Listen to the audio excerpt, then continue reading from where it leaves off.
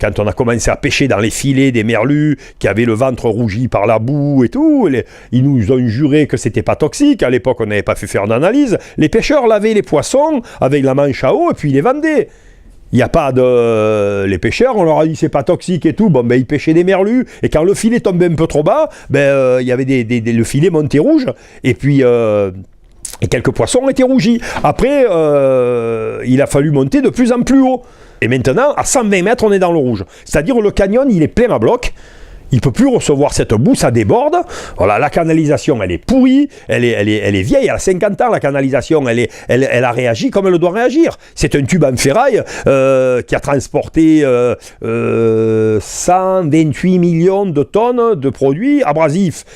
C'est normal que la canalisation soit fuyarde. Mais les poissons dans le canyon de Cassidaigne, à part les grands pélagiques qui passent par-dessus la boue et qui tracent leur route en période de migration, il n'y a plus les poissons qui vivaient sur le benthos, sur le fond.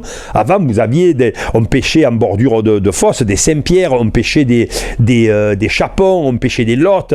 Au printemps, on pêchait des langoustes de grand fond dans les grandes profondeurs, on pêchait des langoustes rouges dans les fonds de 130 à 140, 150, on pêchait des sébastes, on pêchait un tas de trucs. C'était vraiment...